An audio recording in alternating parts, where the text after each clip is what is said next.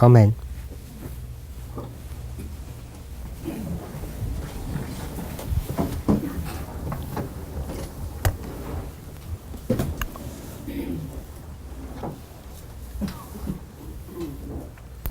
Numbers 24.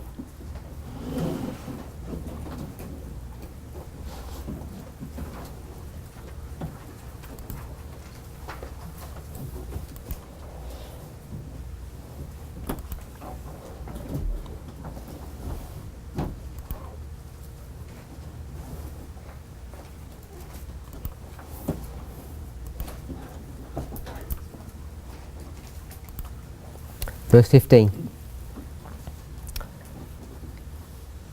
Balaam's final oracle. He took up his parable and said, Balaam the son of Beor hath said, the man whose eyes are open hath said, he hath said, which heard the words of God and knew the knowledge of the Most High, which saw the vision of the Almighty falling into a trance, but having his eyes open. Verse 17. I shall see him, but not now. I shall behold him, but not nigh. There shall come a star out of Jacob, and a scepter shall rise out of Israel, and shall smite the corners of Moab, and destroy all the children of Seth. And Edom shall be a possession of Seir, also shall be of possession. Seir also shall be a possession for his enemies, and Israel shall do valiantly. Out of Jacob shall come he that shall have dominion, and shall destroy him that remaineth of the city. And when he looked on Amalek, he took up his parable and said, Amalek was the first of the nations, but his latter end shall be that he perish forever. So we're here to look at chapter 24, verse 17. What is this verse saying?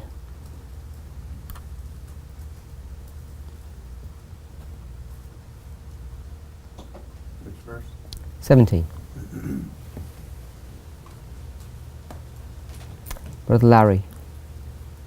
Yeah, the star, I believe, is the angels. Birth of Christ. One second.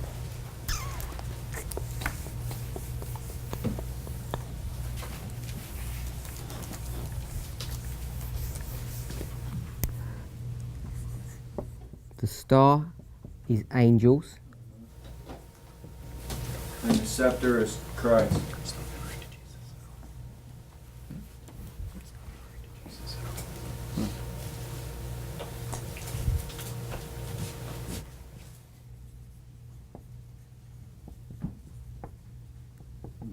And you said this is the angels at his birth. Mm-hmm.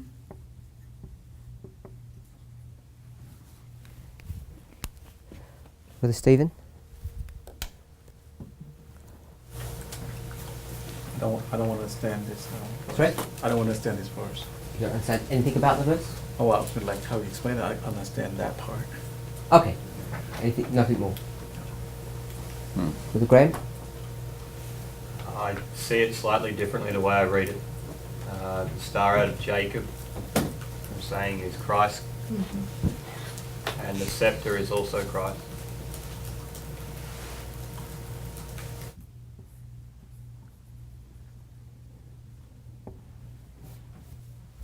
Sister Kathy? Brother Daniel?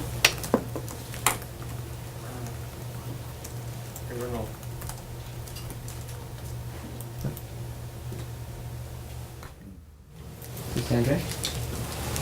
I think the same, that the star and the scepter are Christ, and that when it refers to smiting the corners of Moab and destroying the children of Sheth, that it applies to Christ, but that the Jews misunderstood that, because that's when they thought that when he come in his first coming would be glorious, and then he'd be the king to overthrow all the nations. So that's how I understand this verse. Destroy nations. And so, just say that what you said again. Oh. The Jews misunderstood. That I think this is referring to Christ, Yeah. in his glory, his first coming, of course, because I Okay. think it refers to Matthew 2:2, when the wise men saw the star in the east, But I think this is applying to his second coming when he comes in glory. But the Jews at that time, you know, they misinterpret that, thinking, okay, he's going to come as a king, but that's not how he was going to come the first time. So the first part of the verse is the first advent, and the second part of the verse is the second advent. Is that what you said? Yes. Yeah. Okay. Sister Kathy? I didn't think that's what she said, but she said that's what she said. Okay. I thought she said that they misunderstood that Yeah. that's who they were hoping the Lord in his first coming would be, with the scepter and the destruction, you know, destroying the nations. When it was actually pointing to the second coming when he comes in glory. So I forgot. What is this verse saying to you?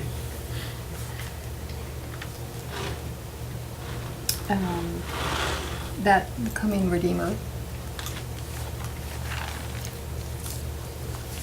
And it's it is his first coming. Okay. And the scepter that you mentioned? That's Christ.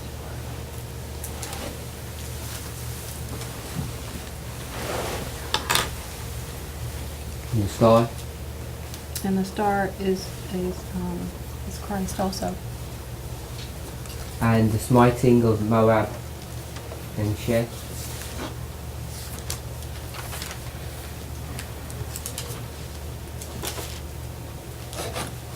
I don't know if that's the literal historical part, or if that's part of the symbolic of his second coming. Okay, so you're saying what Sister Andrea is saying? I guess I am. Okay. Scepter? First advent?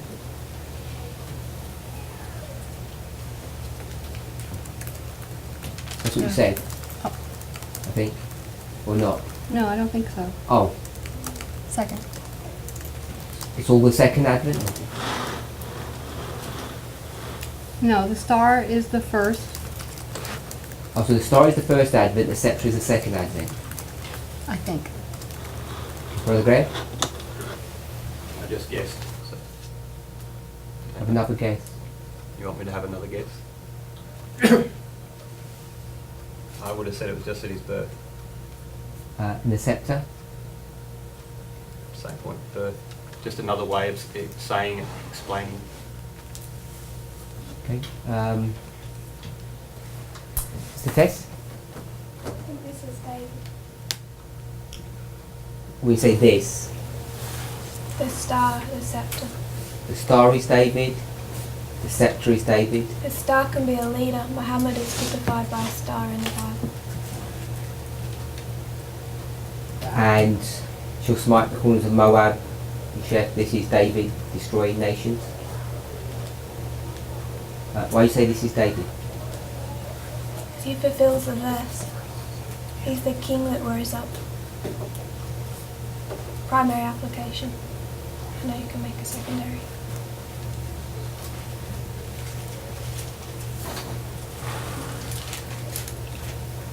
And you have any evidence for it? Or you just it's your opinion? Or I think he fulfilled it. I guess that's opinion. no one else fulfills it, just David? Literally, yes. James? Well, it looks like a couple of repeating in larges. I shall see him, but not now. I shall behold him, but not nigh. It almost sounds like, you know, you have to ask yourself, why is it repeated? We know the Lord does not repeat anything that is of no great consequence. And that seems like something really simple. So it's like they're gonna see who he is, but not at first. Who's they? So they, I would imagine Israel, Because David says I. right? I know. It's having his eyes open. He's in a trance, and this is what he prophesied. Okay, so Balaam is a symbol of God's people, and God's people are going to see him, but not yet.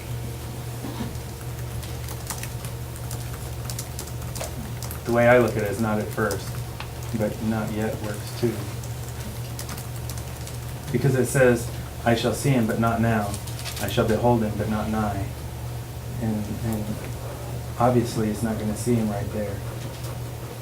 But anyway, so it says, there shall come a star out of Jacob and a Oh. scepter. Okay. Just to repeat in large, you said God doesn't repeat himself for no reason. Right. What do you mean by that? Well, that's why I said I think there's more to it than just he's not going to see him right then. What is the more, or you don't know? Well, I think when he comes, they're not going to see him at first. They're not going to know who he is at first. But they will. So the now is not now, the now is when he comes. Right. Present tense.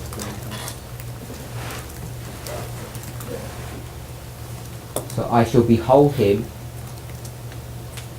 but I won't behold him now, Right. even though you are beholding him. Right. So you're inserting the idea of understanding, not just looking. Say that again. You're inserting or inferring the idea of understanding, because whoever it's talking about, when he comes, they're going to see him, Right. but they're not going to know who he is. Right. So you're inserting the concept of not now, meaning I see him but I don't understand who he is now. Right. Right. Yep. So, and you can build that from that word or from the verse, rest of the verse, or what? From those two phrases, but also when we know Israel is made aware of his presence, before that,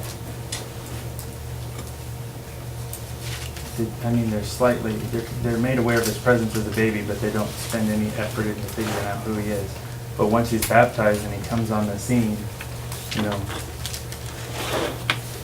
it seems like many of the leaders know exactly who he is. But for 30 years, he's nobody. For 27 years. 30 years, not 27? 27 years. Yeah. 37. So the star is, And then it says, there shall come a star out of Jacob, and a scepter shall rise out of Israel. To me, that looks like a repeat and enlarge again. It looks like it's saying the same thing twice. Jacob is Israel. A star and a scepter are different symbols of similar things. Like that's the star's leadership, scepter's king, or a rod of power. It could be a ruler. It doesn't have to be a king. So that looks like a repeat and enlarge to me of the same thing. And then the last part, I don't know Moab and Seth, so I can't say, but since the other two were repeat and enlarges, it's very well that those two are repeat and enlarges the same thing as well. But I don't know. I don't know Moab and Seth. and what history is that? I don't know that either. Okay. Any other comments? Hello? I think that Moab and Seth represent the enemies of God. And when's he going to smite them? And his Correct. second coming. It's the second coming. And the star and the scepter, Still angels at the birth of Christ, and the scepter is Christ. so how are the angels coming out of Jacob? I don't know. I just would have some quotes to back up my thoughts. Okay. But the verse doesn't read that way, or Yeah, I don't know how to answer coming out of Jacob. and you don't see this as repeat and enlarged. Of the previous verses, No. There shall come a star out of Jacob, the first statement. A scepter shall rise out of Israel, second statement. Israel being Jacob? Not that they both represent Christ. Well, I guess. No, I'm asking, do you see that you don't see it's a repeat and enlarge then? No, not completely. No. Okay. But you'd agree Jacob is Israel? Yes. Okay. So then I guess it would be, type of beaten and large. If Jacob is part. I mean, in real life, Yes. in real life we know that Jacob becomes Israel in real life, and we know the star comes out of Jacob. So then it would be, with that logic. Could be a type of repeat. Okay, and I shall see him, but not now. I shall behold him, but not nigh. Yeah, that's saying that Balaam will see him at the second coming when he's raised up out of the grave.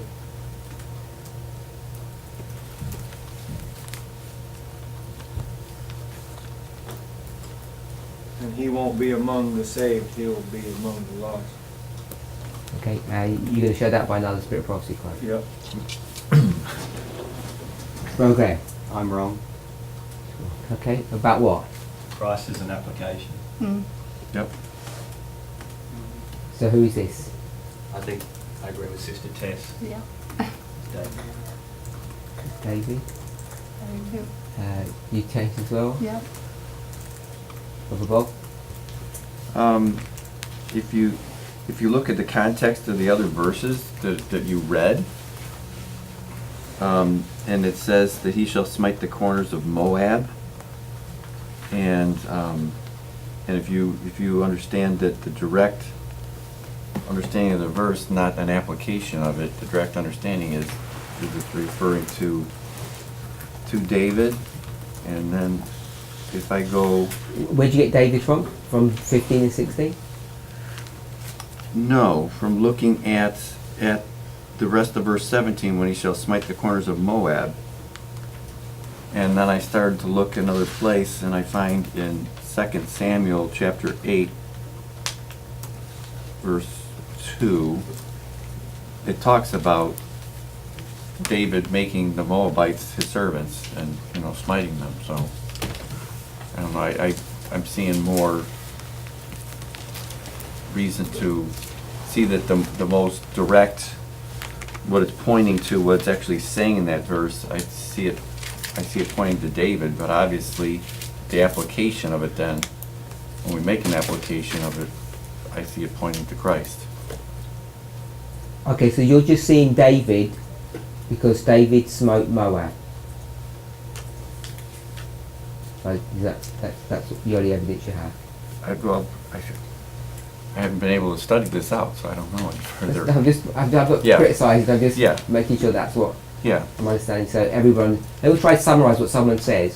yeah, that's no So it problem. gets picked up, and so they're all sure what you're saying. Sister Tess.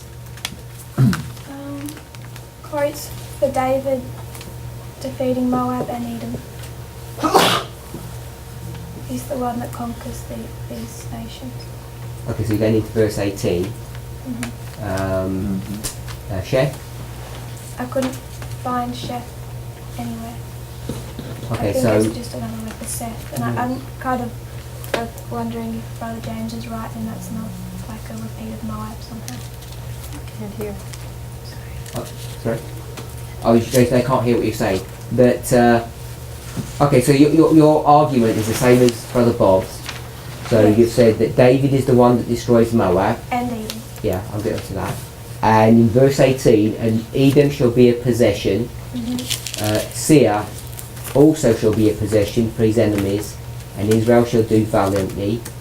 So you picked up Moab and Edom, that David is going to destroy both of them, and you're going with the children of Sheth as being a repeat and enlarge of the corners of Moab. Mm-hmm. Or Moab, not corners, Moab. And Seir also I can't find. So I'm wondering Okay. if that's Edom. Seer? Verse 18. Edom shall be a possession, and Seir also It shall is. be a possession. The country of Edom. It's a repeat of Edom. Are you telling us? I think so. You need to you've read it. Yes, Genesis 32:3. The land of Seir is the country of Edom. Shall be a possession for his enemies, and Israel shall do valiantly. Out of Jacob shall come he that shall have dominion, and shall destroy him that remaineth of the city. So that's David as well. And what city is this? Sister Kathy, you said you switched over to David. Yes. Why? Because I wanted to do, I see that the application of Christ is a secondary application. From what? That David would be the first. Based upon what? Well, based upon, I'm presuming that there's more to the story with Balak and Balaam that I'm not familiar with, and that there may be. Guessing. Yes. Okay. But Why sort of just guessing? Because other people said David, or because I did look at other verses. I'm looking at my computer thingy here, and I'm seeing more applications to David primarily, and of then doing what? of fulfilling this vision. Which bit of the vision are you picking up where David's fulfilling this vision? He does these battles. Oh, so it's the same thing as the others are saying. Yes. You're picking up Moab Yes. and Edom, Yes. and you're seeing that David Yes. destroys these nations. Yes. Brother Theodore. Well, in Genesis 49, we have reference to the scepter. Right. So, in Jacob's blessing of his children. And it talks about, Judah as a lion's whelp and all those types of things. So the lion of the tribe of Judah, which refers to Christ, but also to the kingship of Judah. And then in verse 10 it says, the scepter shall not depart from Judah, nor a lawgiver from between his feet until Shiloh come.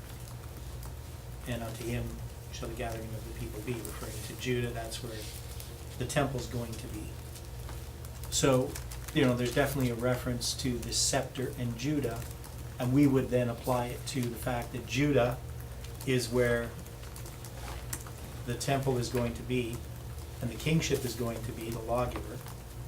So this would show that the primary application of this scepter would be a king in Judah, a literal king, not Christ. That would be an application. So you're saying this is David? Yeah, because he's the one who subdues Moab and Ammon and Edom. Moab and Edom. The Edomites. Seir is a city in Edom, and he's the one who subdues Moab. So it would make sense that he's the one who fulfills that. Ammon's not here, is it? Ammon? No, Ammon's not there, I don't think. I'd have to look back. I think it's Edom. Edom and Seir, right. Yeah, so Yeah, we've Moab done and we've done the Edom and Seir. We had a Bible verse for that. Yeah, and I just said Ammon, but I meant Edom. Oh, okay, you meant Edom. Yeah, Okay, so so we've got Moab David's and the one Edom. that subdued those. He's the first king that dealt with them. And Okay, so I'm happy with those ones. yeah, So let's go back to the scepter. So you're going to Genesis 49:10. yeah. Is that what you showed us? So let's go to 49:10.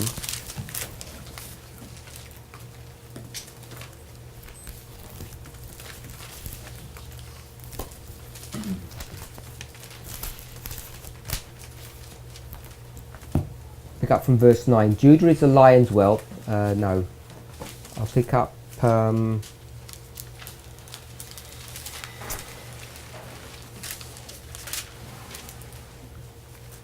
Pick up from verse 8. Judah, thou art he whom thy brethren shall praise. Thy hand shall be in the neck of thine enemies. Thy father's children shall bow down before thee. So we've got Judah destroying enemies. Judah is a lion's whelp From the prey, my son, thou art gone up. He stooped down, he couched as a lion, and as an old lion, who shall rouse him up? Verse 10. The scepter shall not depart from Judah, nor a lawgiver from between his feet, until Shiloh come. And unto him shall the gathering of the people be. So that's the verse you took us to. And what does that verse mean? Verse 10? Yeah. So it says that the kingship is going to always be in Judah. So Judah always is going to have this king. The lawgiver refers to a king as well, so it's just to repeat and enlarge, because the king deals with laws. That's one of the roles he has. Though ultimately they're supposed to be doing God's laws, they're not supposed to be making new laws, but they do. And then different people have views of Shiloh. I'm not sure what Shiloh is. But unto him shall the gathering of the people be refers to the fact that Judah is going to have the temple. So that, which was fulfilled historically. So Judah had the temple. That's So- where the people gathered for religious services, was in Judah, in Jerusalem. So him is not Shiloh. Him is Judah. Last part of the verse. Yes, him is not Shiloh. And who's the last king? The last king? A scepter shall not depart, a king shall not depart from Judah, so they'll have a Jesus king. is the last king.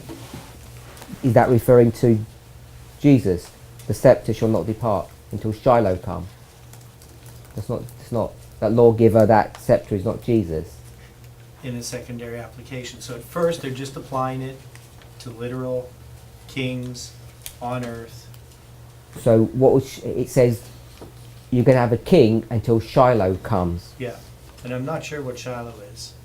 So when did the kings in Judah stop? That's what I'm Well, asking. Zedekiah is the last king. So does that mean Shiloh comes when Zedekiah is there? Because it says Because that a scepter shall kingship not was- leave Judah until Shiloh comes. But the kingship was then overturned. It ended up, it was taken captive. And So- then when Jesus comes, he then takes the kingship up again. So the scepter Yeah. is not just, Earthly kings. no, it's not just Judah. It's not just God's people. No, it's not just God. Has, at that time, Judah has the scepter. So the scepter will be in Judah. And then something happens. So it says that it's going to be in Judah until some event, till Shiloh come, whatever that means, I don't know. But you've tied in another Bible verse that says overturn, overturn, overturn Yeah, until he comes. right. So So aren't you inferring that if you're saying that that's the a later scepter... prophecy, though. Sorry? That's a later prophecy. So at this time when the prophecy is written, the intent of this prophecy of Jacob is that his son Judah, he's going to get the kingship, his descendants, and then that kingship will always stay in Judah Until Shiloh comes. until Shiloh come, whatever that he thinks that means. I have no idea. Okay, but then you bring in another passage. What Bible verse is that one? Overturn. Ezekiel? overturn.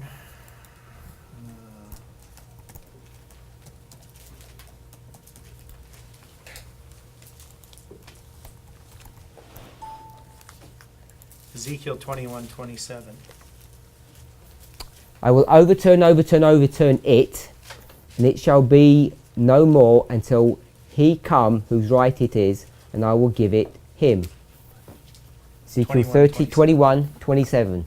So if you're going to use that passage to explain this passage, because this passage is saying that the last Judean king, the last Jewish king, is going to reign, and when he finishes his reign, then Shiloh will come, So we know the last Jewish king is Zedekiah.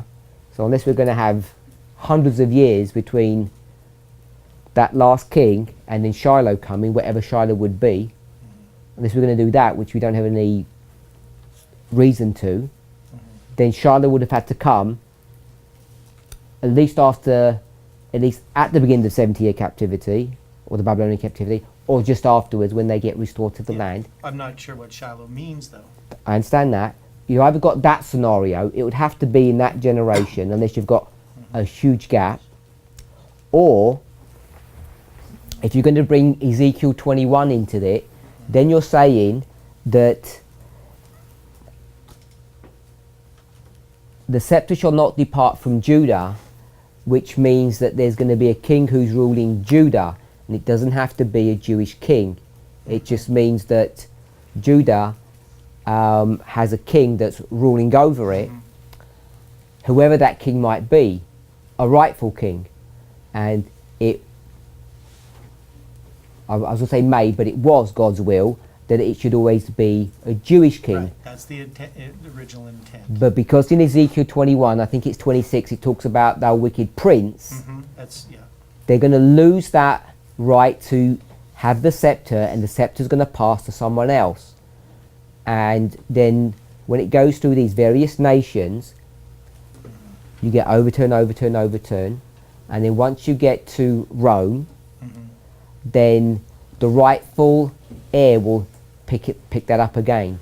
So it seems to me if you're going to use that verse to explain verse 10 and say that Shiloh can't come during the Babylonian captivity era, then these verses become parallel, and then when it says until he come, the he would be Shiloh. You're almost forced to say that, aren't you, if you're going to get those two verses? And Yeah, and I haven't studied this, like the last time I looked at this, maybe 30 years ago, so, it's just, but that's the way I understood it. At that time, my understanding of it was that the scepter first was in Judah, so in order for Jesus to come and take that scepter, he has to be a descendant of David, but it says that the scepter would not depart from Judah. So my understanding is that this overturn meant that because they didn't follow what God wanted, God then gave it to these other nations until Jesus comes. Why does he have to be a descendant of David? Is that what gives him the right? Well, the descendant of David is later on, that it has to be a son of David. Okay, I understand later on, but I'm saying in this context, that gives him the right. the right is just because he's a son of David. Well, that's not the only reason, but that's one of the qualifications for this person to take the scepter. He has to be a descendant of David. Okay. Because that was promised later on. Who didn't understand that? I'm not saying did everybody agree with it. Who did not understand what that little dialogue was? If you don't put your hand up, I won't explain. Okay. Okay. So we want to come back to Brother James in a moment. We're in Numbers 24:17, and I'm asking, what's going on in this passage? So I'm going to leave the first part of the passage for the moment. There shall come a star out of Jacob, and a scepter shall rise out of Israel. It appears to be a repeat and enlarge, and people are saying that this is David. This is talking about David. There doesn't seem to be any direct fulfillment that this verse is going to be fulfilled in the life of David. So we're looking for circumstantial evidence for that. So that's what we're searching for. So the primary circumstantial evidence is Moab, verse 17, and Edom, verse 18. Edom and Seir are the same entity, so that's a repeat and enlarge. And based upon the repeat and enlarge of verse 18, you could argue, unless someone's found something in the meantime, that it's probably a repeat and enlarge in verse 17, which would mean that Moab would be the children of Sheth. So you might be able to trace who Sheth was, and his children would be Moab. Maybe, maybe not. But there's the inference there. And we know that David destroys Moab and Edom. And can we just have the Bible verses for that? Whoever's got them to hand, just shout them out so that people can write them down. 2 Samuel 8:2. 2 Samuel 8:2. 2 Samuel 8:2. That's Moab. Moab. 1 Chronicles 18:13. These are the two that show 2 David. Samuel 8:2 is Moab, and 2 Chronicles, First. 1 Chronicles 18:13 18:13. is Edom. Genesis 32:3 says that Seir is the land of Edom. And so Genesis 32:3 says Edom equals Seir. Okay, so that's the primary logic that we're using. I think that was relatively straightforward. So there appear to be three repeating enlargements in this verse 17. The first one is relatively straightforward. I shall see him, but not now. I shall behold him, but not nigh. Second one, the inference is that there shall come a star out of Jacob, and the scepter shall rise out of Israel. And now Brother Theodore is saying that this scepter that's being discussed here, you can go to Genesis 49:10, which is where we went, and we picked up from verse 8, and I believe it goes to verse 12, I think, 8 to 12. This is Judah. This is the blessing that's going to come upon Judah from Jacob. His father is about to die. And the one that we are picking up or focusing upon is verse 10, 49:10. The scepter shall not depart from Judah, nor a lawgiver from between his feet, until Shiloh come, and unto him shall the gathering of the people be. So, what's being suggested here, that scepter is a king, and the kingship won't leave Judah, or a lawgiver from Judah, or from between his feet. What does from between his feet mean? Without being crass about it. It's birth. Yeah, okay. So, lawgiver from between his feet, this is between the one who's got the scepter's feet, if you can see that, until Shiloh come. So, Shiloh means peace or something like that? House of peace? Or at rest. So we know that Shiloh is the place where where the tabernacle first has its rest, I guess we could say it that way. It's its first place of where it becomes stationary, it becomes a permanent tabernacle in the glorious land. And that's what's being referred to here. It's not obviously Shiloh literal, or it's not nothing to do with tabernacle, but it's talking about that. So hopefully that's straightforward. It says the kingship won't leave Judah until Shiloh comes. That's a paraphrase of that passage. And unto him shall the gathering of the people be. So it's either Shiloh that's going to gather the people, or it's going to be Judah that's gathering the people. And I'm assuming if it's Judah, they're all going to, or Judah's going to gather the people, because they're all going to come to Judah, because that's the capital, that's where you'd be. So then we went to Ezekiel 27. No, 21. Ezekiel 21.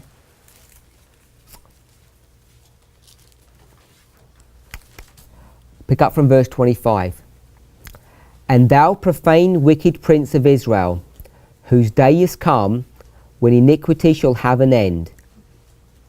So, the wicked prince of Israel, this is Ezekiel 21, just before the destruction of Jerusalem is Zedekiah. It's the king who lives in Judah, or the scepter that's in Judah. When iniquity shall have an end. So there's no more sin, because everything's getting sorted out, it's all getting cleaned up. And a close of probation, we might call it. 26, thus saith the Lord God, remove the diadem and take off the crown, this shall not be the same. Exalt him that is low, and abase him that is high. I will overturn, overturn, overturn, and it shall be no more until he come whose right it is, and I will give it him. So when it says I will give it, what is being given to him whose right it is to have it? Brother Gregory. Someone's got a right to something and it's going to be given to him. What's going to be given to him?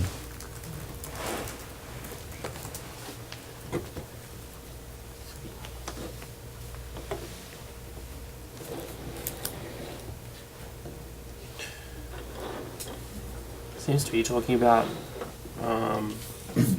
like kingship or royalty. Okay, so you went back to verse 26, remove the diadem, take off the crown, take the crown off of Zedekiah's head and give it to someone else. Exalt him that is low and abase him that is high. Who's high? Sister Pam? Zedekiah. Zedekiah. And who's low? I was talking about the next king. The next king. Yeah. So who's the next king after Zedekiah? Who takes the crown from Zedekiah?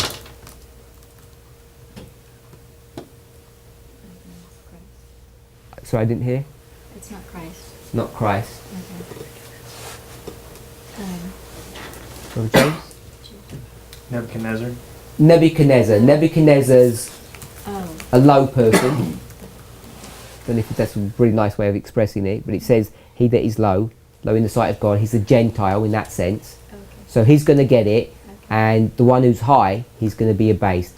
And then it says, I will overturn, overturn, overturn. So 3 overturns. So we know that Babylon's going to be overturned. So how do we do these overturns? Sister Andrea? Starts with Judah, the wicked prince. Then he's going to be abased. The one who's low is going to be exalted. So that's Nebuchadnezzar. Babylon's got the crown. Then Medo Persia. so you've got Babylon, Medo Persia, Greece. Greece, And then pagan Rome. and then pagan Rome. Is that how that's going to work? Everybody agree with that? I will overturn, overturn, overturn, and it shall be no more. What does it shall be no more mean? No more what, Brother Daniel? Brother Graham?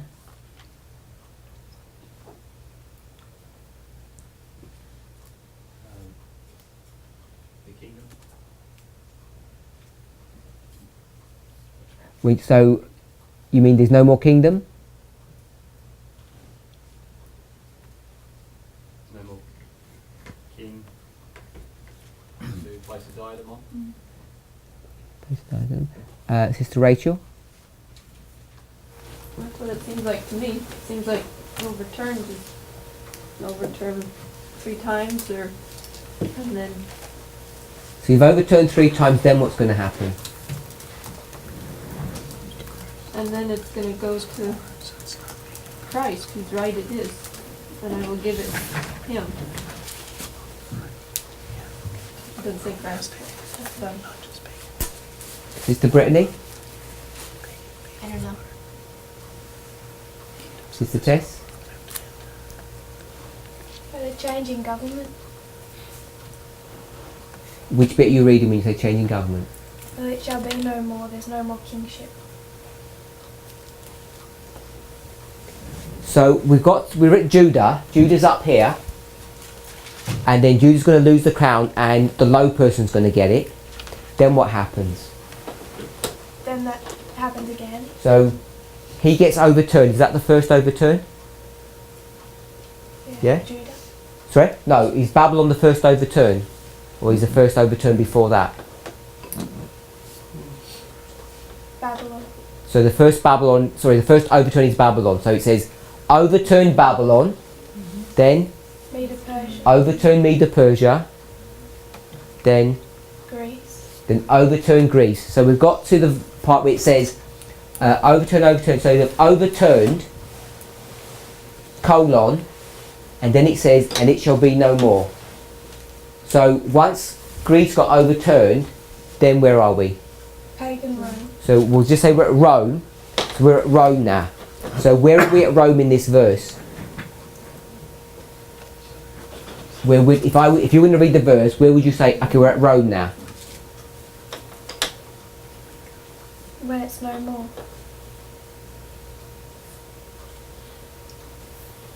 Not after the it? Which it? Oh, overturn it, colon. I'm not sure about your question. I want to know where we pick up pagan Rome, or pick up Rome. The last overturning. Okay, so that's, it says overturn, comma, it, colon.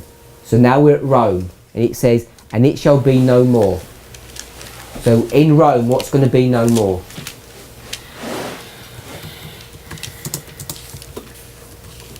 They didn't have kings. They didn't?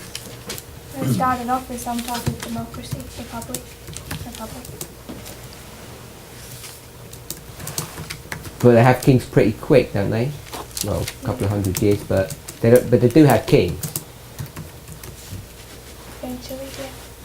So what do you think it's, we're at Rome, where it says colon, and it says, and it shall be no more. So what does the it shall be no more mean? You mean now it's a republic?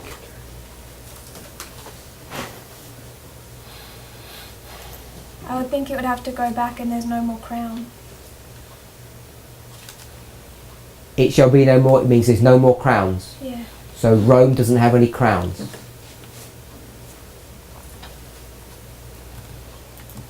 Don't know. Confused. Anyone? Brother Bob.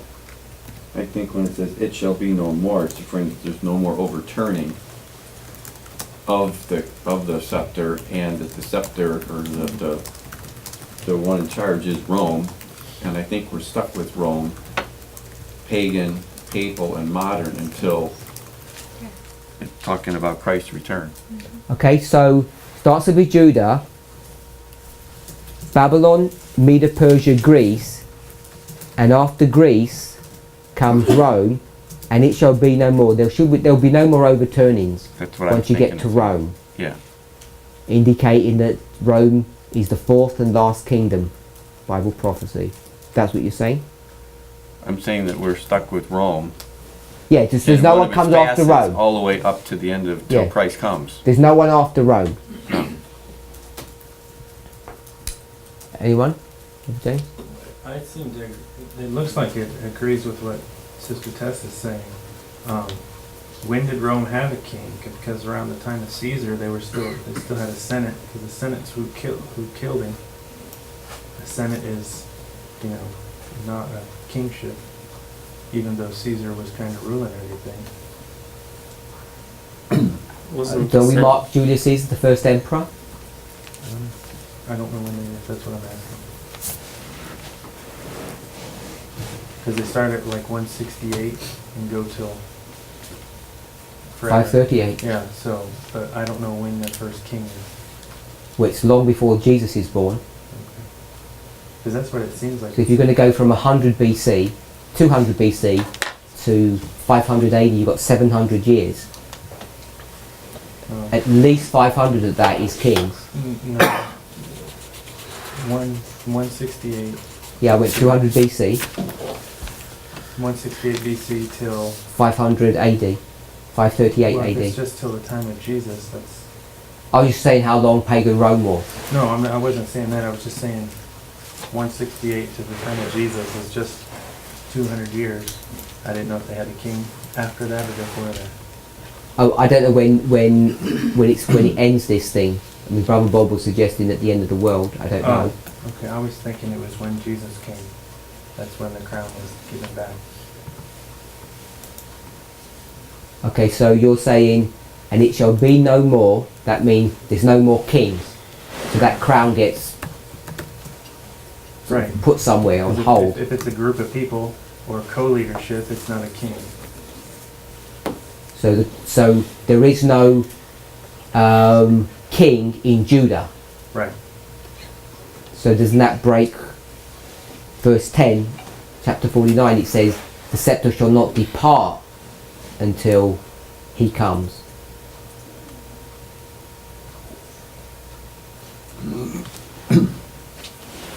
If we're going to tie these verses together.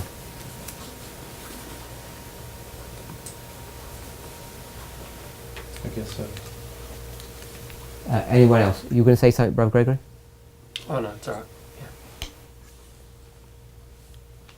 Okay, so was that clear, Brother Theodore's explanation of that verse, whether you agree or not with it?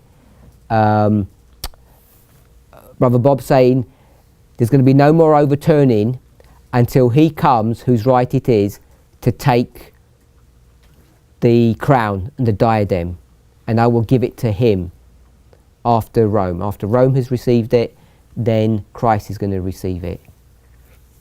Wherever we'd pick that up, either at his first advent or the second advent.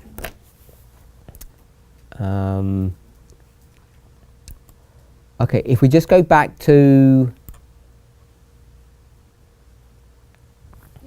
Yep. The term, I may have missed it. What is it? Oh. And it shall be no more. Brother Bob saying it is overturned. Oh. There's not going to be any more overturnings. Oh, overturning is it. But so the first sentence says overturn, overturn, overturn it. And then new thought, and it, the overturning, shall be no more until he come whose right it is, and I will give it him. So you're already sounding doubtful.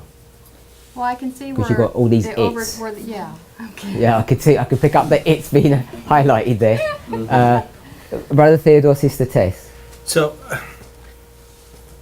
you can't always just, when you have a translation there, it's sort of hard to look at, because you think, there's an it, and then there's an it. Is it the same it? You So know? you're not suggesting that we can't just read the Bible as it is written, are you? Well, I'm just saying sometimes... No, don't answer that. Carry on. Don't answer that. Yeah, okay, I won't. But it just means this, or this thing, these, therefore, likewise. So when it says, I will overturn it, this shall be no more, or likewise, or hereby it shall be no more. It seems to me that Bob's probably correct. That's referring to this process. This is the last time it's going to be overturned, and then he's going to come whose right it is. That's the way I And would. then the last it, and I will give it him. Let me That's a different it. Let me That's just the crown. let me just paraphrase what I think Brother Theodore said. Okay. The it's don't really exist in the original. Right. They've added those it's in to convert from Hebrew to English. Yeah. The way that it's not even the way the verse is structured. You just don't have those it's in the original. We have to put the it's in Yeah, to. even though they don't put them as in italics or or whatever, they still are added words. They're implied in the. Okay. We'll say implied, not added, Right. Yeah. Yeah. Implied. because if you've got two Hebrew words, you have to say 4 English words to actually make those 2 Hebrew words have some context. To have a sentence, if you like. To have a sentence, you have to have. Brother Daniel was explaining some of that at lunch. That when you just from Spanish and Portuguese, it's just totally different than English. The way the whole thing is just put together. Each language has its unique characteristics about it, and those pronouns essentially don't exist in the Hebrew in the way that we would understand it. So it's hard to say, because the King James translated has all these it's, and it's not that we never do it, because often we will track the it's and we'll have to go back and see where those it's are. So I don't want you to think that we just trash them because they're not there in the original. We have to consider that, but it doesn't necessarily mean that all of those it's are the same thing in that verse. Yeah, but I thought they were not all the same. Sister Tess. That it, if I'll stick to my original premise, which is that that those it's are important, and that it completely changes the meaning of the sentence. So if you want to white it out, then yes. If you want to what? White it out. White out. Erase. Yeah, no, yeah. If you want to erase what? The it.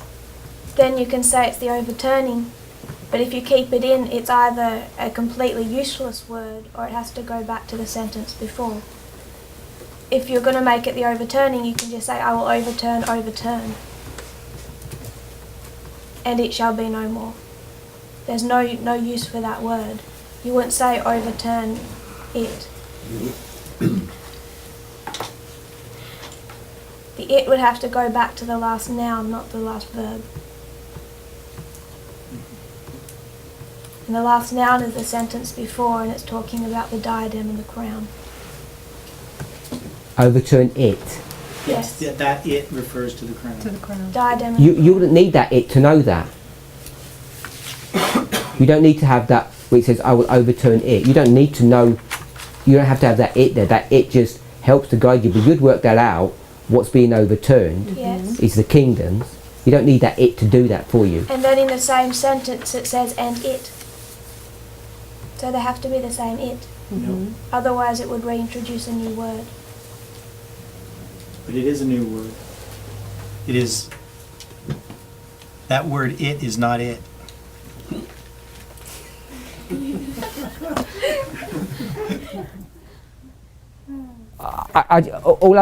I just think I think we can get ourselves into problems if we're going to be really rigid using these words that have been added by the translators to control how we're going to do that.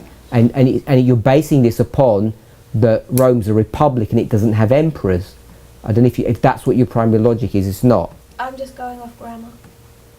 Okay, so what would happen to the crown then? When it says the scepter shall not leave the land, you're saying that it will leave the land from Greece to when he whose right it is receives it.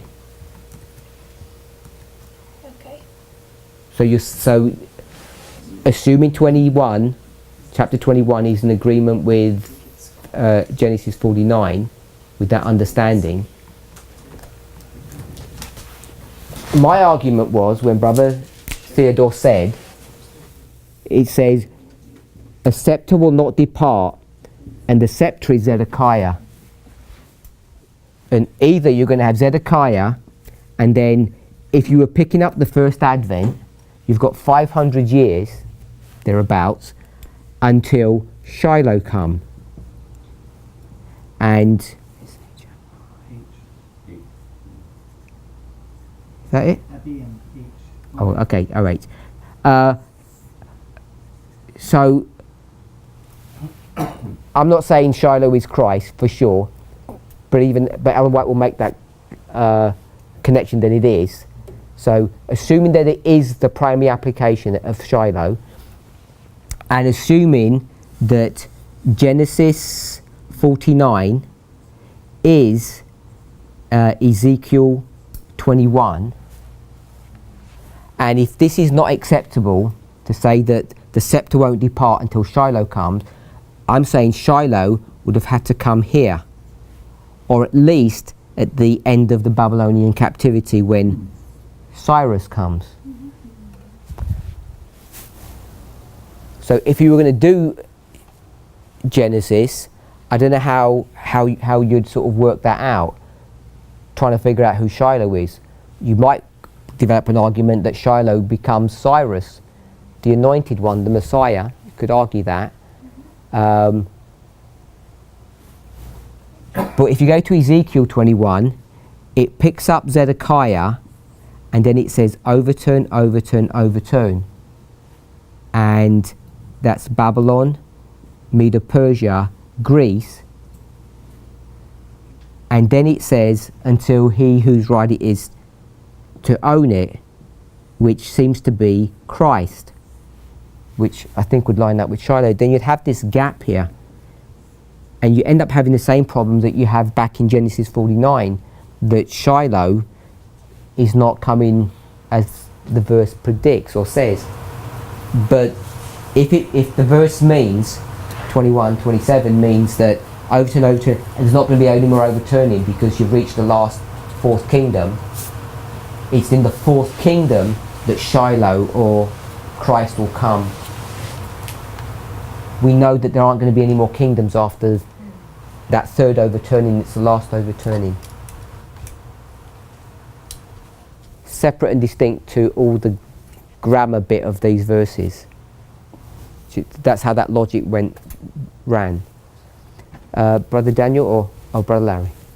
Yeah, there's a nice explanation of this in Patriarchs and Prophets 762.2. Before we read that, any comment? I don't agree.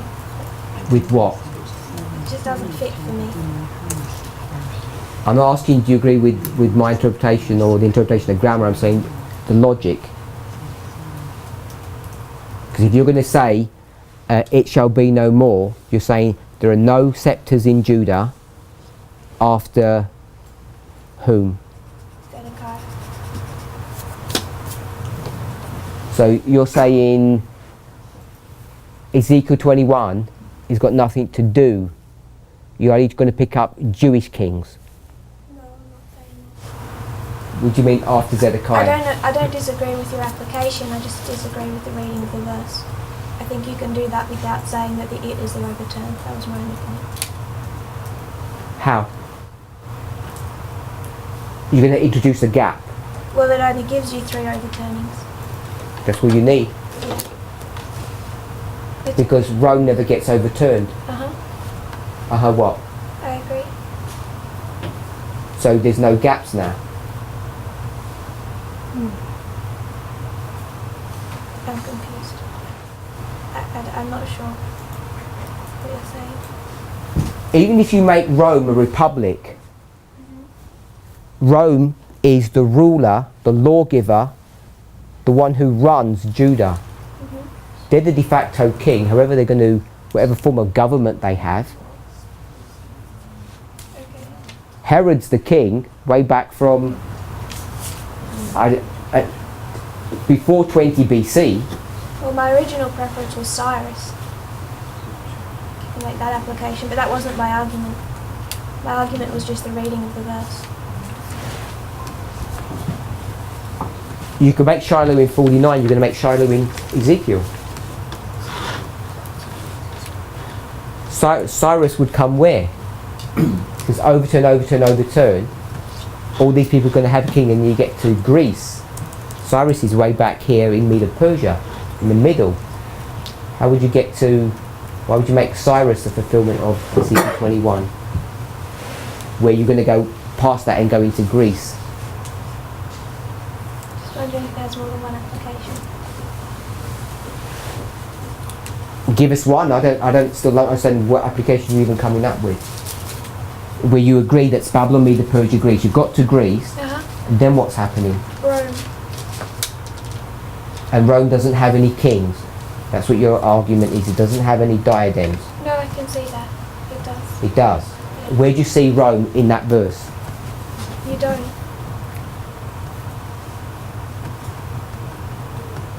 So you're not even seeing Rome in the verse.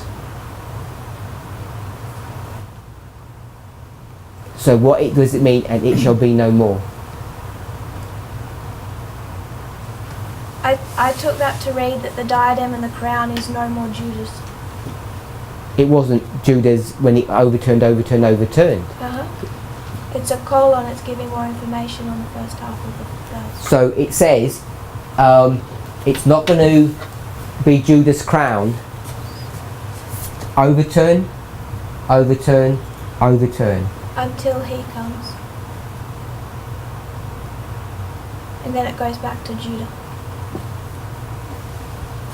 So those three overturns are those nations. You agree with that? And you don't see Rome anywhere, or No, just by implication. Brother Daniel? I don't see that gap there, because if you are in Babylon and it's overturned, now you are in Greece, and if Greece, you are in Media Persia, and then it's overturned, you are in Greece, and the third one you are in Rome, and that's where the rock that is cut out without hands comes. That's the why there is no more kingdom in Daniel 2.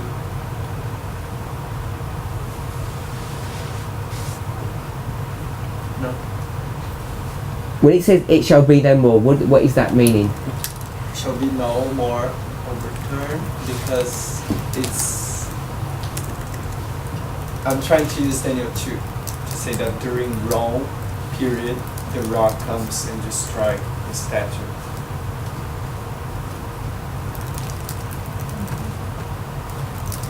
Okay, so Sister Tess is saying, I will overturn it, and that it is being what? The crown. I'm going to overturn. What crown is that when I overturn it? That's the crown of Greece? Greece's crown? The last overturn, you mean? Yeah. Yeah. And it shall be no more means? No more Judas. So you're saying, and it shall be no more is a repeat and enlarge of the first part of the verse. Is that?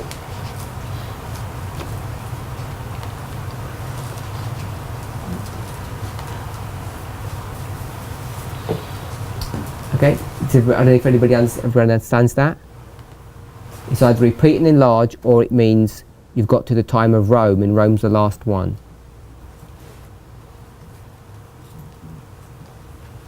Anyone want to comment? Repeat and enlarge of what? I'm trying to understand. Of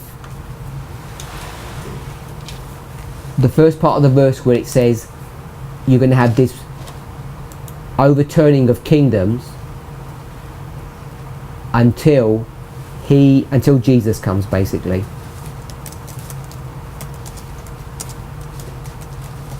Okay. Babylon's going to be destroyed, Persia's going to be destroyed, Greece is going to be destroyed, and once Greece is destroyed, we know Rome takes over, so Rome is there by implication. It shall be no more, which means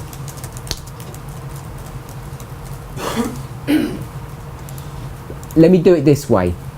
I go to 26. Exalt him that is low, and abase him that is high.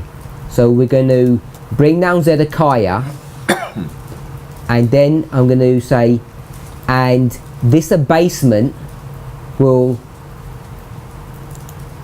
continue until he comes, or until Jesus comes. So I skipped out the first part of 27, because if it's repeat and large, you can skip the first part.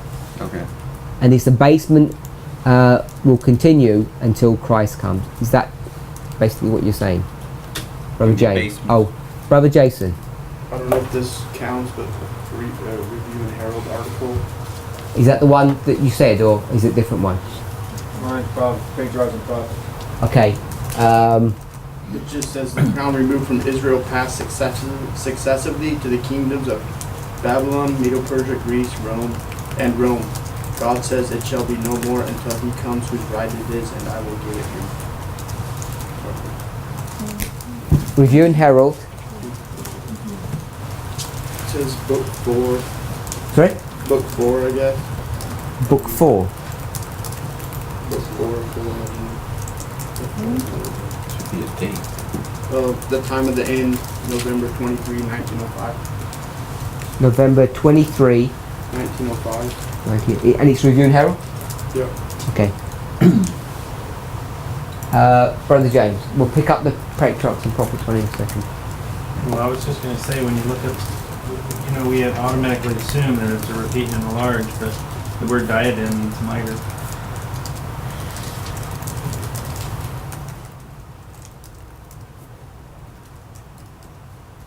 So Jerusalem lost its high priest and its king at the same time.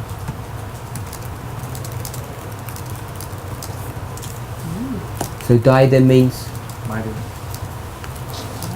remove the diadem and take off the crown. So it's going to lose its priest. Well, I mean, it does. I can't say for sure that's what it's saying, but I'm just saying that's what the word says it is. And they do that. The city's destroyed and there's never, the ark isn't recovered. So the high priest isn't doing what he's officially supposed to be doing, even though they have a high priest when they come back. Because the only thing that the high priest does differently is the Day of Atonement. So they're never going to do a Day of Atonement after that. I don't know if they do it or not, but there's no officiality to it. You're saying there's never going to be one that works. Right. And Christ picks up the crown and the mitre.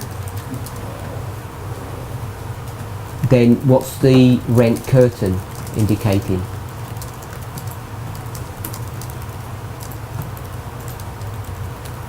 They were sprinkling the blood on the curtain. It's a fulfillment that doesn't need to be done anymore. But that Passover has to then be connected to a Day of Atonement. You agree with that? The sanctuary has to be cleansed. Yes. Yeah. So if the rent curtain is indicating that the temple is no longer fit for purpose, it must have been fit for purpose before. I don't know. How can they do the Day of Atonement without the ark? God's glory isn't in it. We're not shown that the Shekinah is ever in it after Babylon takes it. I'm not arguing that point, but I'm just going from the basis that it's at that point that it's no longer recognized. Okay, so I agree, but how could they actually cleanse the sanctuary? Yeah, but Where'd they go in and sprinkle the blood? they've got more problems than just that. I know, but I mean, where's the smoke from the incense going to go to? It's the whole thing is dysfunctional. right. If we're gonna use that logic, but there seems to be some acceptance that the temple is functioning. I would argue because the curtain then indicates that it's no longer functioning. It functions in the aspect that it's showing that Jesus is still to come. It's still a shadow of types. But once Jesus has come, there's no more. The shadow's been fulfilled. So even though they don't have the Ark of the Covenant there, they must be performing those Right. those festivals. However they're doing it, I mean, I'm not arguing that that it's not, that what happens to that. I'm just saying it doesn't take a high priest to do any of that. Yeah, but you're suggesting to not even do a Day of Atonement. I'm saying that they couldn't have done a Day of Atonement, but properly. So what would they have needed the high priest for? They were going through the motions, but But the high priest has to be the one that's going through the motions. Someone that can't take his place. No, I mean, they were going through all of the well, yeah, somebody had that official title, but they weren't doing what they were supposed to be doing. There's no way to do it. Okay, I don't know how to answer that. Yeah. So I just thought that was something to pick up. Okay, so patriarchs and prophets. Yes, 762.2. It's in the appendix. 762, paragraph 2. Okay, so this isn't Spirit of Prophecy. That's what I was just, Paragraph 2. The kingdom was then subject to Babylon. When Babylon fell, Medo-Persia succeeded it. It was overturned the first time. When Medo-Persia fell and was succeeded by Greece, it was overturned the second time. When Greece When the Greek Empire gave way to Rome, it was overturned the third time. And then says the word, it shall be no more until he come whose right it is, and I will give it him. Who is he whose right it is? Thou shalt call his name Jesus, and he shall be great, and shall be called the Son of the Highest. Luke 1:31 to 33. So, okay, so this is the compilers. I don't know who they actually is. It's someone's comment on that. I was trying to find it, but I couldn't find it. It's in the book Education on page 179. That quote, that statement there? Yeah. Oh, okay. So it is Ellen White. Is that what you're saying? Most of it is. Yeah. When she talks about the overturning. Education 179.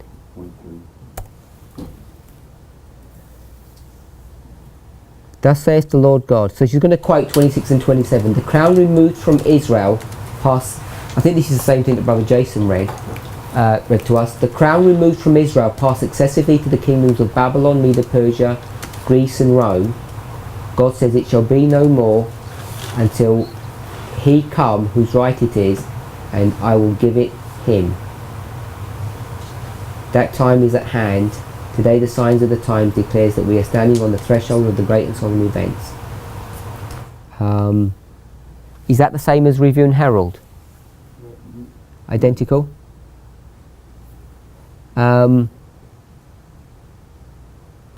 Okay. In the Patriarchs and Prophets one, it's not an inspired statement. The way they've understood it, I guess it's for Sister Tess, how are they doing that?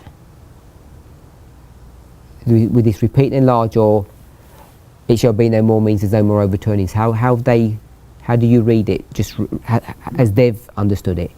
Are we in education? No, the Patriarchs and Prophet one. We'll do the education one in a second.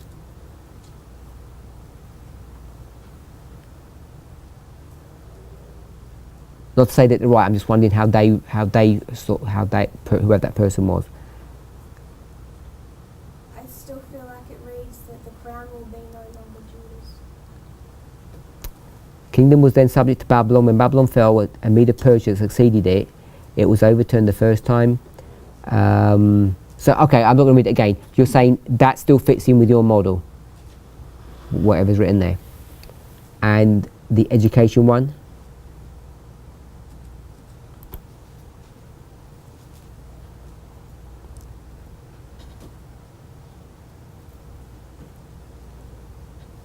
There the it is still the crown.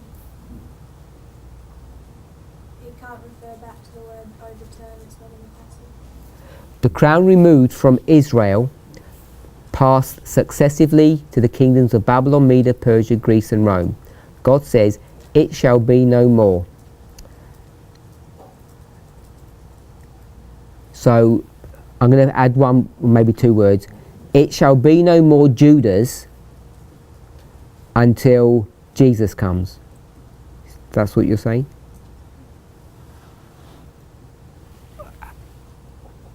How do we read this one? Because it's the way Ellen White structured it is, she structured it in a way to take out even the concept of overturning.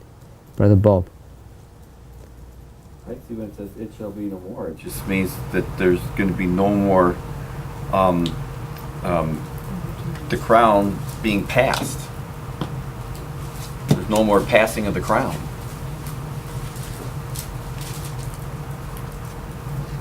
The crown removed from Israel passed successfully to the kingdom of those three empires. God says, the passing shall be no more. Passing of that crown shall be no more. It's So not going you're to pass saying- on anymore, so it still applies to the overturns. So you're saying the passing shall be no more until Jesus comes. And Sister Tess is saying, and it shall no more be Judah's until he comes. Would that be a fair reading? Brother Bob's? I don't think it's a big deal, but I can't read it that way. Okay. We get there in the same place? We get to the same place at the end? Yeah? Anyone else got an opinion?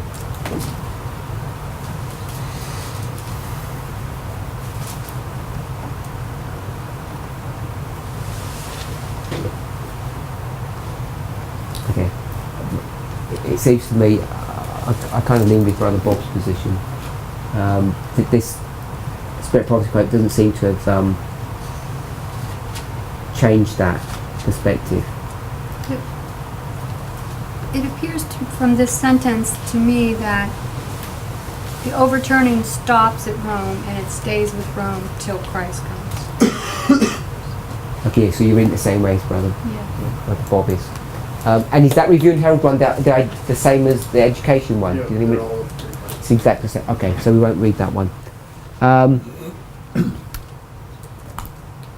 Okay, so coming back to... We're back at Numbers. Yeah, we're back at Numbers. Okay, so just coming back to the Numbers one, you said the original context was Christ, right, if I remember. That's what I was saying. Yeah. So I thought I'd give a reason why I thought that, and whatever. Desire of Ages, page 60, 1 second. 59.3. 1 second.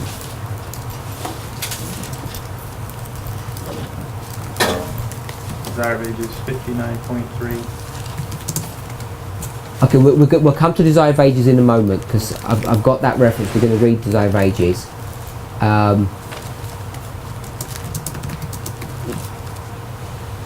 In this passage, how come you can't see David?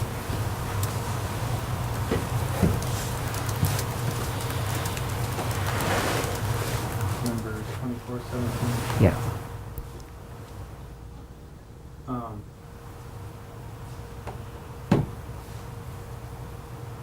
I don't know that I could say I don't see David. That just isn't what. I'm not reading this in a little bubble. So I'm reading this with what I've read before.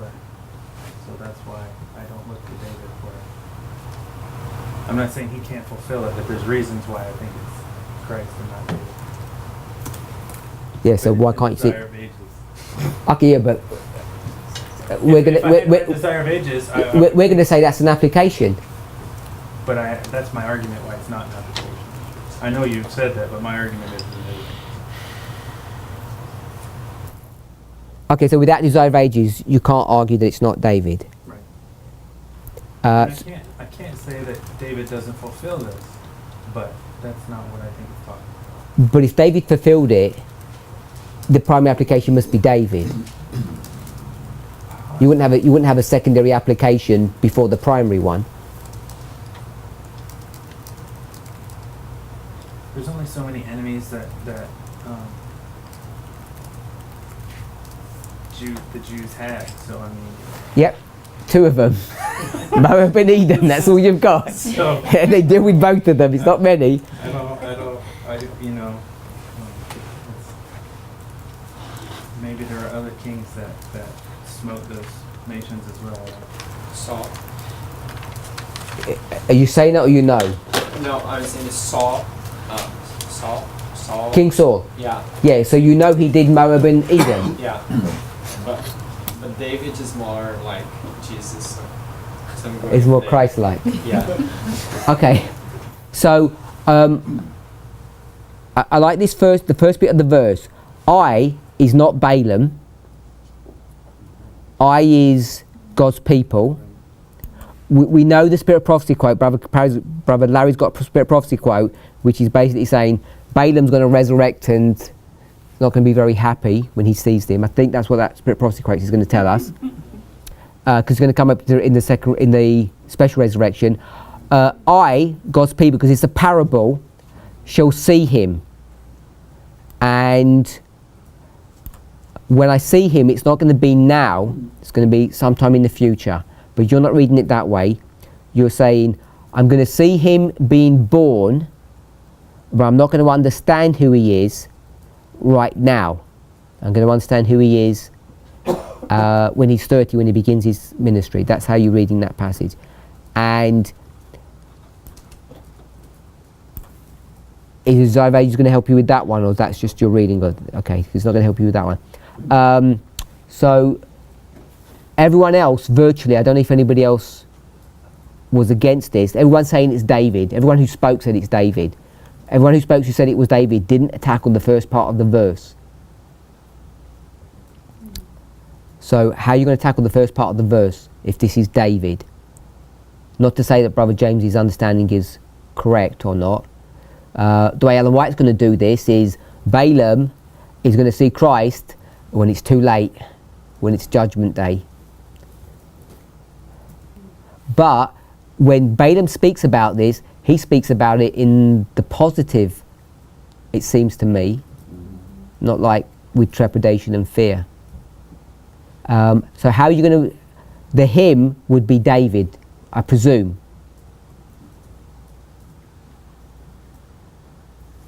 So how are we reading it? I see David, but I don't see him yet. Is anyone got any thoughts?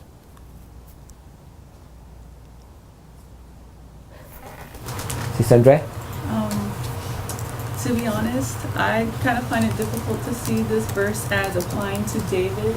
I still see it as Christ. And I see the first part, I thought it was kind of a positive, I wasn't really taking into account the quote that Brother Larry has. But I was thinking of it it's a bad paraphrase, but the verse in the New Testament where it talks about, we shall not see him now, but then when we see him, we'll see him as he sees us. Does anyone know which one I'm talking about? First John. Face to face. That's 1 John. That's talking about something completely different. Okay, but just to be honest, that's how I saw it. That's why I thought it was like, yeah, Balaam is cursed. We know that at the end of the day, he's a lost man because he's a false prophet. But I saw it as in he's just speaking an oracle on behalf of God's people that's positive, that's a blessing for them. But I see it as Christ, and I just saw that, the first half just referred to that, like the coming of Christ. The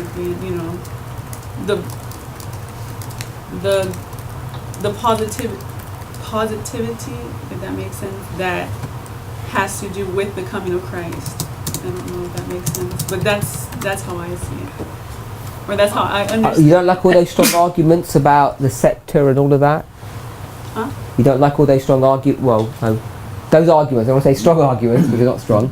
All those arguments about Genesis 49, the scepter shall not depart from Judah, nor the Lord give it between his feet, till Shiloh come, then Ezekiel 21, all of those. I thought that was speaking of Christ. Like I thought he is the scepter, he is the lawgiver. No, that scepter was David. I don't think you can go back to Saul. David and all of his grandchildren, all the way down to Zedekiah. It was all those kings. You're right, never mind. I forgot that part. Okay, so whichever way you want to go, if it's Christ, who is the star? Would Christ be the star if this was all Christ? And would David be the star if it was all David? Agree with that? Because some people are saying it's Christ and some people are calling it David. So let's go to Desire of Ages. Page 59, paragraph 1. Sorry? Yeah, I want to go to paragraph 1 first. I want to go to the beginning of the chapter. We have seen his star, chapter 6. Now when Jesus was born in Bethlehem of Judea in the days of Herod the king, behold, there came wise men from the east to Jerusalem, saying, where is he that is born King of the Jews? For we have seen his star in the east, and are come to worship him. So they're picking up this star.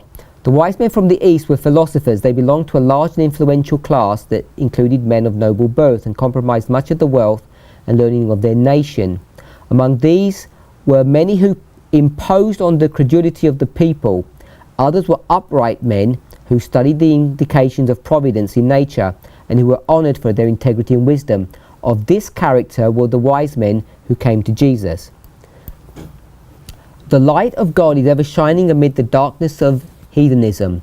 As these magi studied the starry heavens and sought to fathom the mystery hidden in their bright paths, They beheld the glory of the Creator.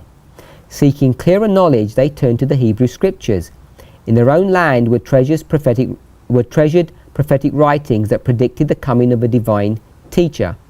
Balaam belonged to the magicians, though at one time a prophet of God. By the Holy Spirit he had foretold the prosperity of Israel and the appearing of the Messiah, and his prophecies had been handed down by tradition from century to century. But in the Old Testament, the Saviour's advent was more clearly revealed. So we'll stop there. Let's summarize. So it speaks about the wise men, paragraph 2. Paragraph 3 says they study the cosmos, trying to understand more about God. And they've got their own prophetic writings, wherever they came from, and some of those prophetic writings are Balaam's. And it's not Balaam in the Old Testament, it seems to be someone has got Balaam's words and have introduced them even into their own writings, which are outside of the Scriptures. But in the Old Testament, the Saviour's advent was more clearly revealed. So they're going to switch from these other writings to the Old Testament, and they're going to start reading the Old Testament. The Magi learned with joy that his coming was near, and that the whole world was to be filled with the knowledge of the glory of the Lord. How did they know that his coming was near? Where would you find in the Old Testament that his coming is near? Sorry? Daniel. So they must have gone to Daniel 9. In some shape or form they understand Daniel 9. The wise men had seen a mysterious light in the heavens upon that night when the glory of God flooded the hills of Bethlehem. As the light faded, a luminous star appeared and lingered in the sky. It was not a fixed star or a planet, and the phenomenon excited the keenest interest. That star was a distant company of shining angels, but of this the wise men were ignorant. It says it was a company of shining angels. What did we read before? Ages ago, don't you remember? She used the word cluster. It says it was a cluster of angels, company of angels, cluster of angels. Yet they were impressed that the star was of special import to them. They consulted priests and philosophers and searched the scrolls of the ancient records. The prophecy of Balaam had declared, "There shall come a star out of Jacob, and a scepter shall rise out of Israel." So, before we read the next sentence, she's quoting Balaam. I'm going to let Brother James go back to paragraph 3 in a moment. And they've seen this star, and it reminds them of the prophecy of Balaam. And it says in Balaam, "There shall come a star out of Jacob, and the scepter shall rise out of Israel." Now, is the star that they've seen in heaven the star that's being brought to view in Numbers 24? Is that the same star? Brother Daniel, you saying yes? Oh, no, I thought you you nodded. I thought you. I think so. Yeah. In that application. Yeah. Okay, so in that application, you think it is. So when we say the star comes out of Jacob, so we say can't be the angels, and now we become the Magi. So we're going to be the Magi, and do we look at that star and we say, oh, that star was what Balaam was talking about? Okay. So the next sentence, could this strange star have been sent as a harbinger of the promised one? So this is what the Magi are thinking. Brother Bob, what's a harbinger? It's a sign or a token. A sign. Yeah. We'll go with sign. Something that's going to predict or tell you that something's about to happen. You okay with that, Brother Daniel? So what do the Magi think the star is? A sign of what? Of the Messiah. Of the promised one. Okay. What about Numbers 24:17? What do they think that star is? Did they think that star is the star of Numbers 24?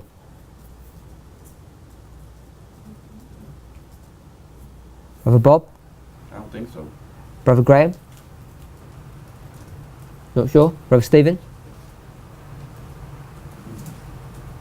They might think it was David. I don't think they think it's David, because David's been dead Oh, okay. for a long time. I'm not sure. Sister Rachel? Did they think the star they've seen in the heavens is the star that's in Numbers 24?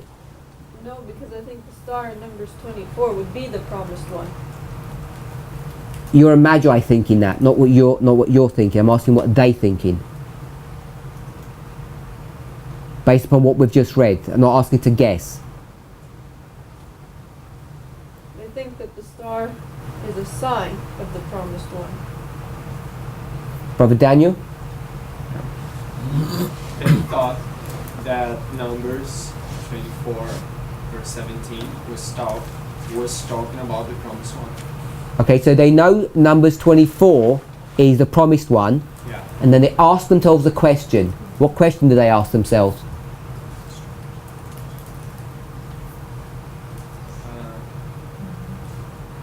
Sister Rachel? What question do they ask themselves? Could the star be a sign of this promised one? Is that how you read that sentence? Could the star be a sign of the promised one?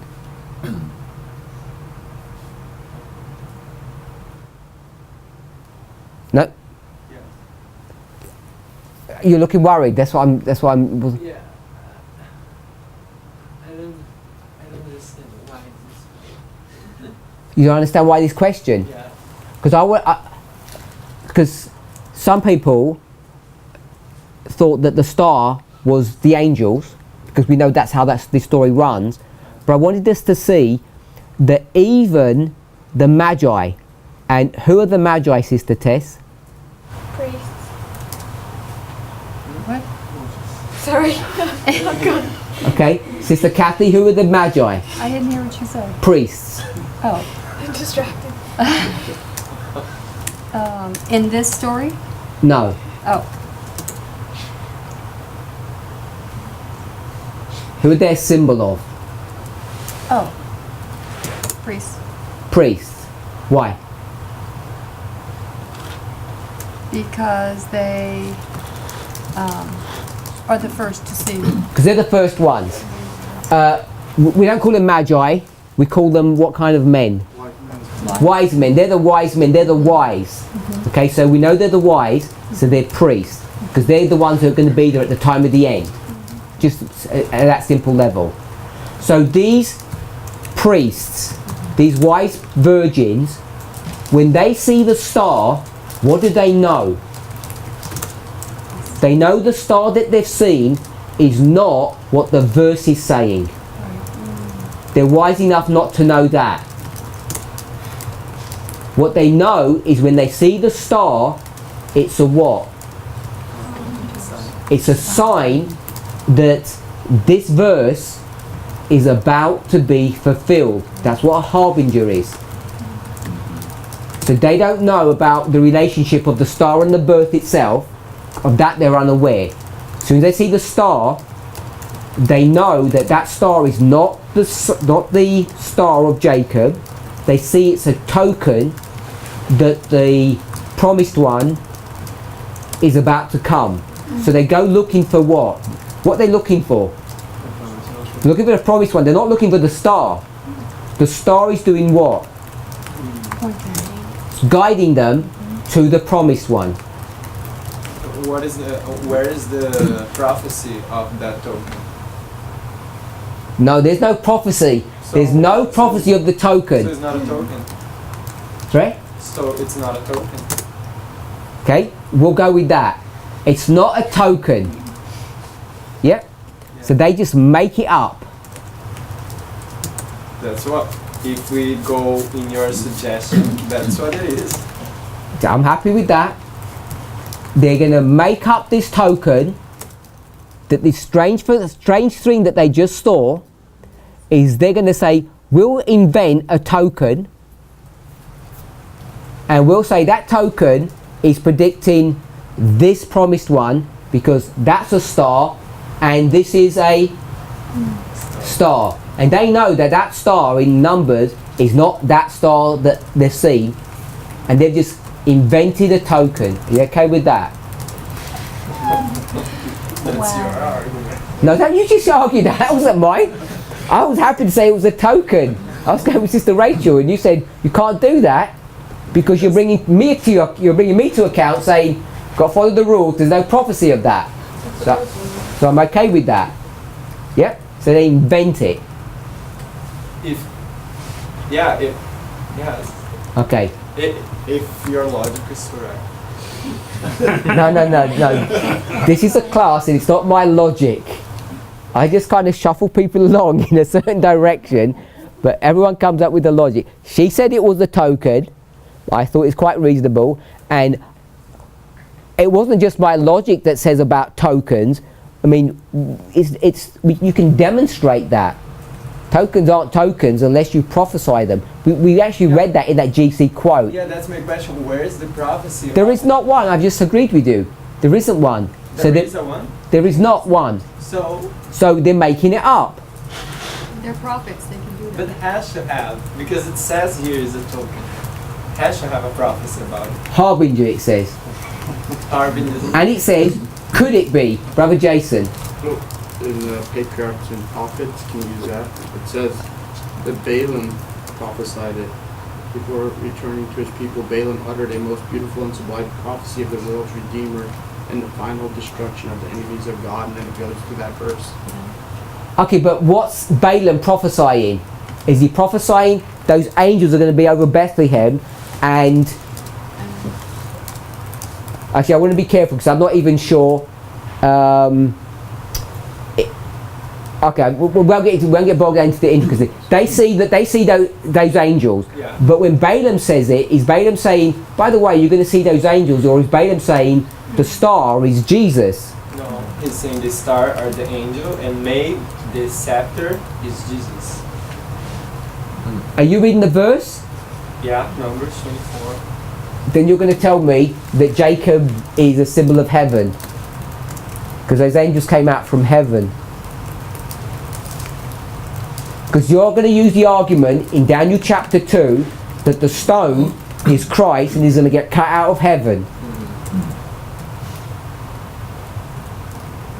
The stone comes out of the mountain, the angels come out of Jacob. So Jacob therefore becomes heaven, because that's where they're coming out of.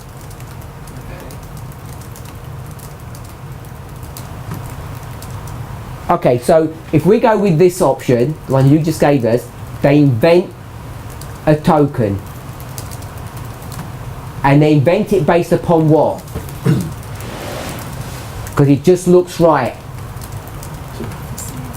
They were there at the right time and they saw this star. And they don't even just see the star, by the way. You know, if you read the story, they're not just sort of casual observers like, 5,000 people see the star. That star is going to guide them, specifically. Then the star hides itself. Then the star makes itself visible. The star's just for them, just for the wise, for no one else. You agree with that? We're all familiar with the story. It's a special kind of a star. No prophecy about it though. Agree with that? Okay, so if we go back to 90, not 90, Testimonies Church Volume 9, page 11 and onwards, all of that passage, the buildings and the fire and all of that, is talking about the day of God's judgment. Then, these wise people, sitting around one day, studying the prophecies, and on the TV, it just shot out in front of them, oh look, there's some buildings coming down in New York. I don't mean that disrespectfully when I said that. And they said, oh look, that looks like that verse we just read. And those wise priests could see that what they saw on the TV was not what they had read, but they saw that what was on the TV was a harbinger of that promised day. Just like the wise men figured it out, the wise men knew from the very start it was not the star of Jacob, the star that comes out of Jacob. They saw that it was a token of that.